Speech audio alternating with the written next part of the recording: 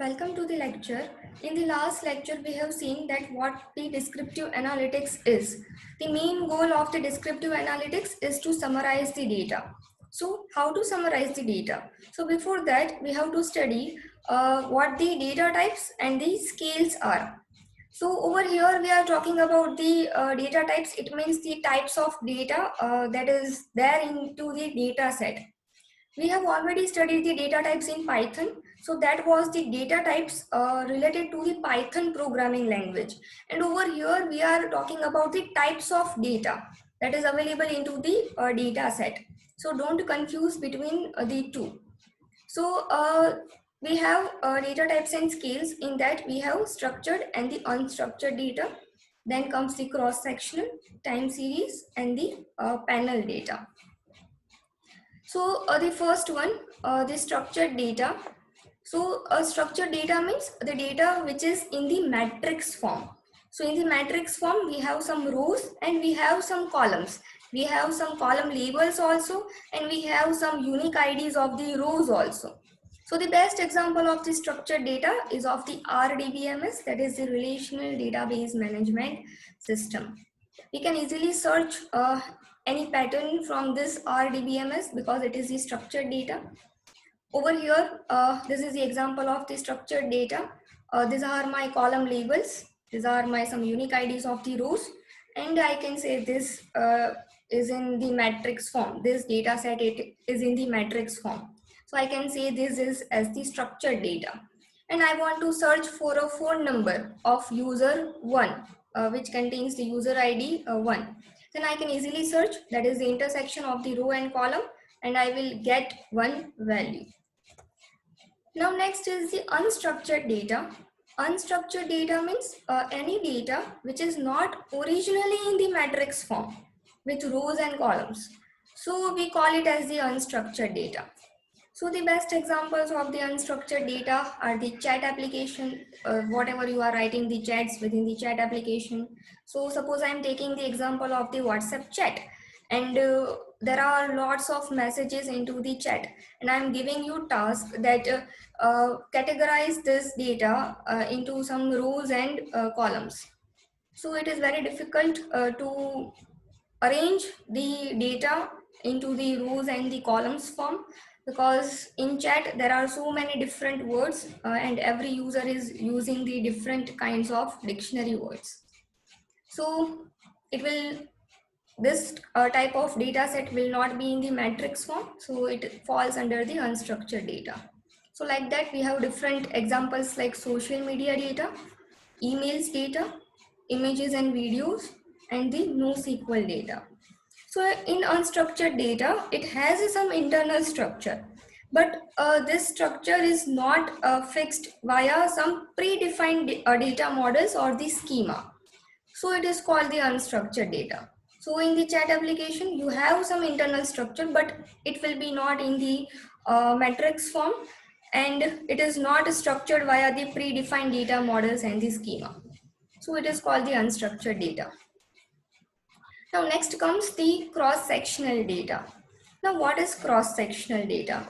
See over here in cross-sectional data, you have the fixed time frame and you have multiple variables of your interest. Just for an example, I am taking the example so you will get more clear about the cross-sectional data.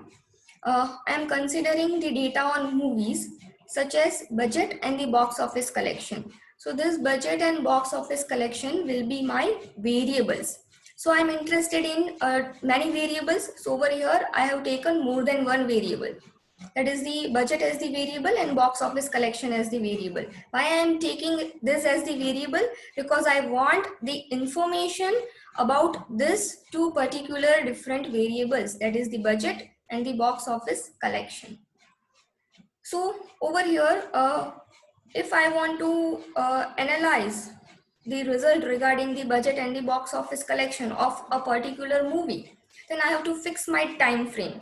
Then when the movie is started, when its shooting was started, when the movie is released, and what is the box office collection. So that duration is fixed. Suppose that duration is about 6 to 7 months. Then my time frame is fixed, that is 6 to 7 months is fixed. and I am interested in more than two variables, that is the budget and the box office collection. So this type of data is called the cross-sectional data. So the definition is like this: a data collected on many variables of interest at the same time or duration of the time is called the cross-sectional data. Once the movie is released, then the year has changed. Then after 2 to 3 years, again, if you want to analyze the budget and the box office collection of a particular movie, then again you have to consider the same time frame, that is a year before. So the time frame is very fixed over here. Now next is the time series data. In the time series data, over here you will be talking about a single variable, such as I am taking the single variable as the demand for the smartphones, which is collected over the several time intervals. So over here I have only one variable, that is a single variable, and I'm taking the example that I want the information about the demand for the smartphones. And over here I am changing my time frame, that is I want different time intervals like weekly, monthly, etc. So what is the difference between cross-sectional and the time series data? In the cross-sectional data you have many variables, but your time duration is fixed. In the time series data, you have a single variable, but you have several time intervals. That is, your time frame can have the different categories like weekly, monthly, and you can change your time frame. So this is what the time series data is. Now next is the panel data. So if you combine the features of the cross-sectional and the time series data, then comes the panel data. So over here, we have the several variables, and also we have the several time intervals. So it's called the panel data. It is also called as the longitudinal data also. The best example of the panel data is of uh, if you want the information about the unemployment rate for the several countries and for the several years. So this unemployment rate is a variable such like we can also calculate the unemployment rate in 1920 also, in 2000 also, and in 2020 also. So we can calculate this unemployment rate in several time intervals, uh, and we can also get the different variables within it. So it is the example of the panel data. And second, we have the gross domestic product, that is GDP. So you can also calculate the GDP for the several time intervals and for the several countries. So these two are the best examples of the panel data. Now, next we have to understand that what is the qualitative and the quantitative data is. So let's take a data set. This is my data set. This is my American data set. I have the different columns in the data set like ID, BMI, that is the body mass index. According to the height and weight, the body mass index is calculated. Then comes the race, age, and the adult. So in this data set, you can see that there are various different values in the ID column, in the BMI, in the race, in the age, and in the adult. Uh, at a one glance, if you see the data set, then it contains some numeric values in it. There are no text values within the data. But over here, it is shown below that in the race column, it is coded that 1 stands for the Mexican American, 2 stands for the other Hispanic, 3 stands for the non-Hispanic white, 4 stands for the non-Hispanic black, and the 5 stands for the other. So even though these are some integer numbers, but it indicates some values like this, that are the text values. Similarly, for the adult column, it is coded that 0 stands for the age which is less than 18, and the 1 stands for the age which is greater than or equals to 18.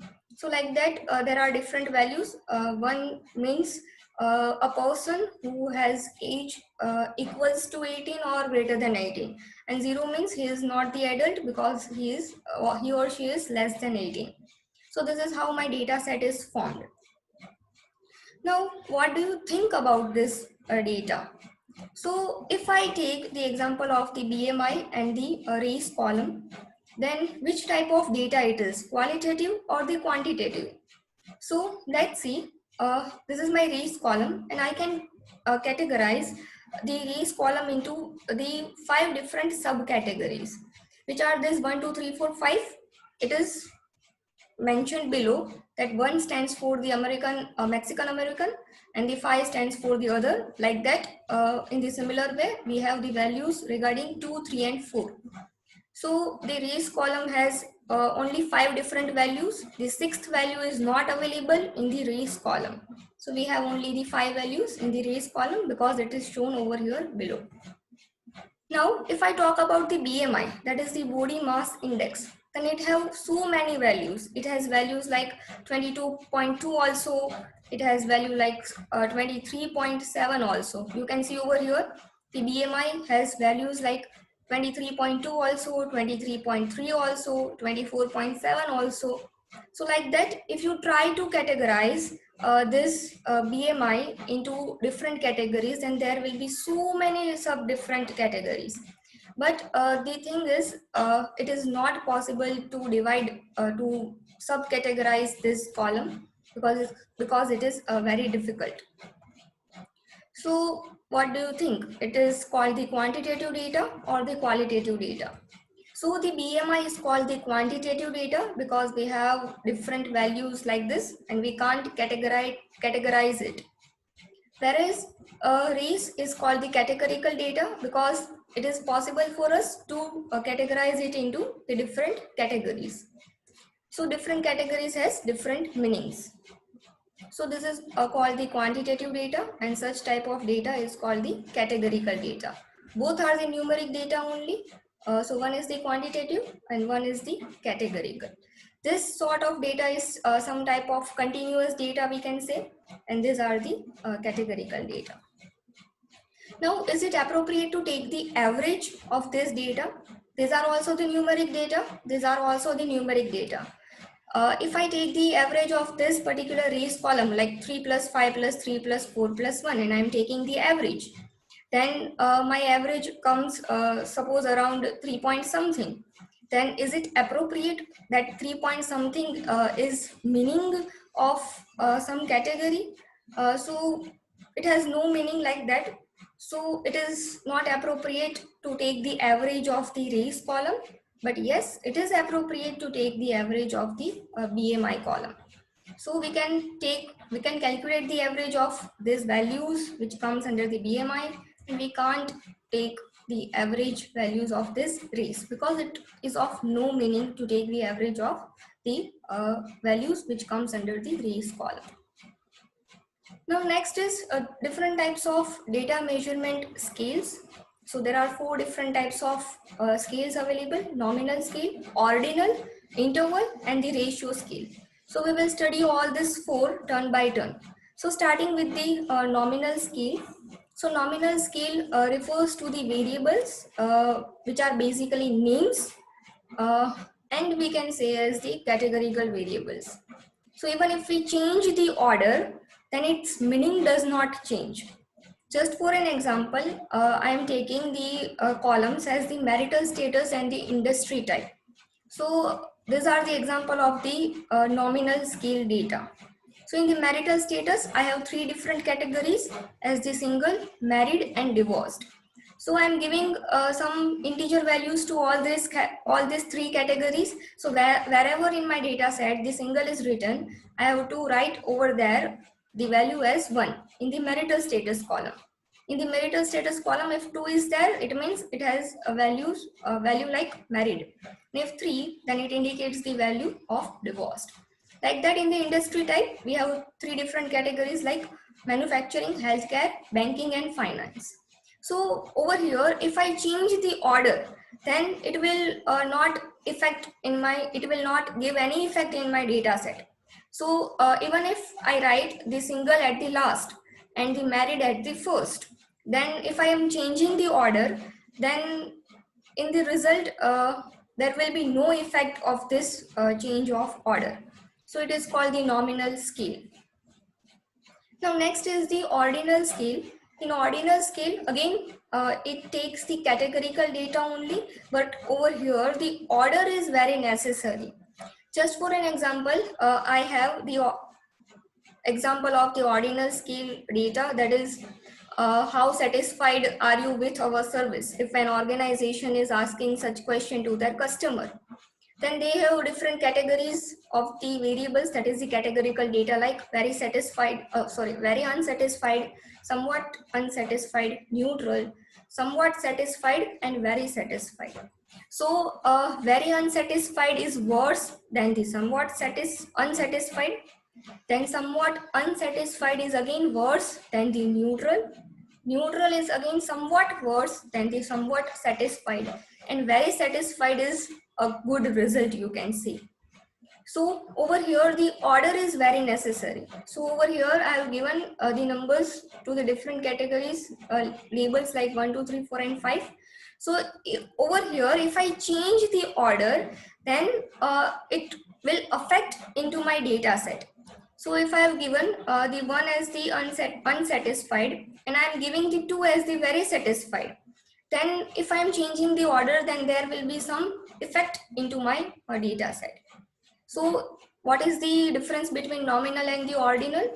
That in the nominal, there is no ranking, and in the ordinal, we have the groups which have an order or the ranking. What is the similarity between nominal and ordinal? That it both falls under the categorical data. Now next comes is the interval scale. Now let's see what is the interval scale and the ratio scale. In the interval scale, we know the order also and the exact difference between the value also. Just for an example, I am taking the example of the temperature. Then at one place, the temperature is suppose 40 degrees Celsius, and at another place, suppose temperature is 20 degrees Celsius. Then I can subtract this both the values, like 40 minus 20. So the temperature difference is of 20 degrees Celsius. But when I am talking about the nominal and the ordinal one, then over here I have some values to the different categories. So over here, if I do that 3 minus 1, then it is of no meaning. So the 3 minus 1 it is of no meaning. We can't do the 3 minus 1 over here. But if we do some 3 minus 1, if we do the subtraction of the two values in the interval scale, then it has some meaning over here. So over here we know the order also, and we know the exact differences between the values also. So over here the values can be added or the values can be subtracted. So at one place, if I have the 40 degrees Celsius temperature, and if another place I have 20 degrees Celsius temperature, then I can find easily the difference between the two. But whereas in the nominal, or we can say about the ordinal, over here we have the different categories like 2 and 3 suppose. Then if I do 3 minus 2, that is neutral minus somewhat unsatisfied, then I can't get some meaningful value. So over here the in the nominal and ordinal, the subtraction or addition is not possible because it does not convey any meaningful, it does not contain any meaning. But in the interval scale, we can easily add or subtract, but we cannot multiply or divide the things. Just for an example, if I am multiplying that at one place the temperature is 20 degrees Celsius and at another place the temperature is 40 degrees Celsius. So the 40 degree is not twice hotter than the 20 degrees Celsius temperature. So we can't say like that the temperature over here is 2 times hotter than the temperature over there, because this sentence does not contain any meaning. Now next comes next example of the interval scale is a person with IQ score of 160 is not twice smarter than the person with IQ of 80. So it is the example of the interval scale. Yes, we can easily find the difference between two. That is the difference of a person with IQ of 80 and the difference of the person with IQ of 160. The difference between the two IQs is 80. But a person with 160 IQ is not twice smarter than the person with IQ of 80. So this is what the interval scale is. We can add or we can subtract, but we can't multiply or divide. Next comes is the ratio scale. In ratio scale, we can add or divide the values. Just for an example, I am taking the example that Mr. X has a salary 40,000 per month and Mr. Y has salary 90,000 per month. So I can do like this, that is the 90,000 divided by, I can write 40,000. So I am getting the answer as 2.25. So I can say that Mr. Y earns 2.25 times the salary of Mr. X. So the salary is 2.25 times more than the salary of a person, Mr.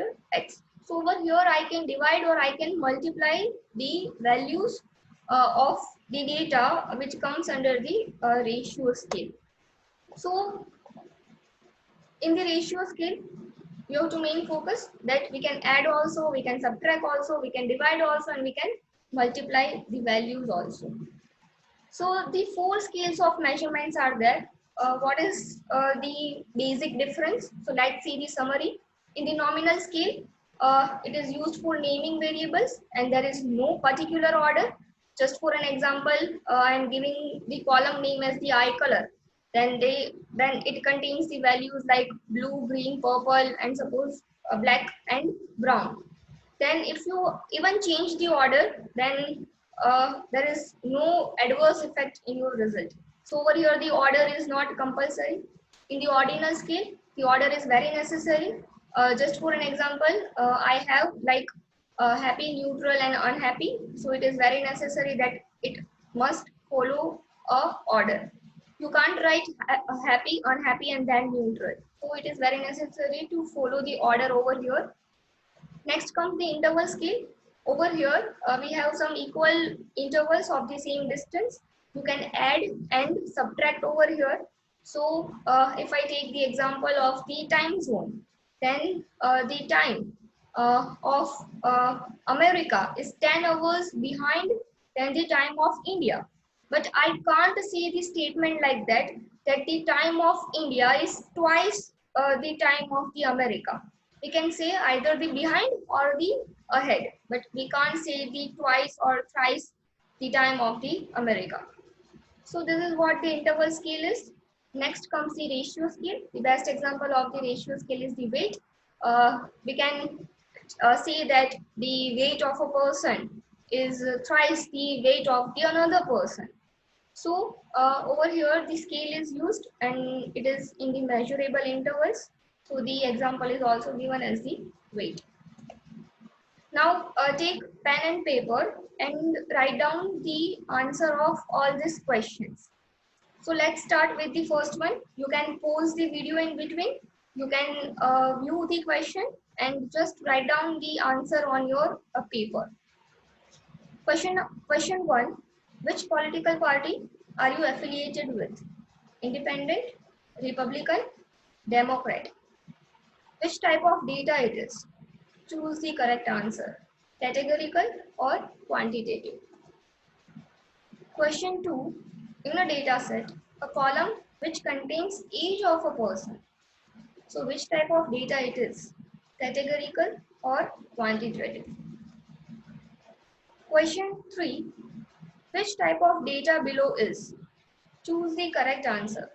Human behavior pattern is extroverted, introverted, or the ambivert. So choose the correct answer from the options: nominal, ordinal, interval, and the ratio. An organization asks to their customer, how would you rate our app? As an excellent, as a very good, as a good, bad, or poor. Which type of data it is? That is the nominal scale, ordinal scale, interval scale, or it falls under the ratio scale. So choose the correct answer. An example of this kind of data would include the satisfaction data points in a survey where 1 equals to happy, 2 equals to neutral, and 3 equals to unhappy. Which type of data it is? Nominal scale, ordinal scale, interval scale, or the ratio scale? Below digits indicates weight of a person, 25, 46, 60, and so on in kgs. So which type of data it is? Which type of scale it is? Choose the correct answer. Below digits indicates IQ score of different students. That is 40 is the IQ score of a person, 80 is the IQ score of a second person or second student, 160 and 120 are again the IQ score of the third student and the fourth student respectively. So which type of data it is? Choose the correct answer. Nominal, ordinal, it falls under the interval scale, or it falls under the ratio scale. So keeping it till here, uh, your answer of all these 7 questions are there in the description box below. So you can verify your answer with the answer that I have written in the description box. Keeping it till here. So thank you all.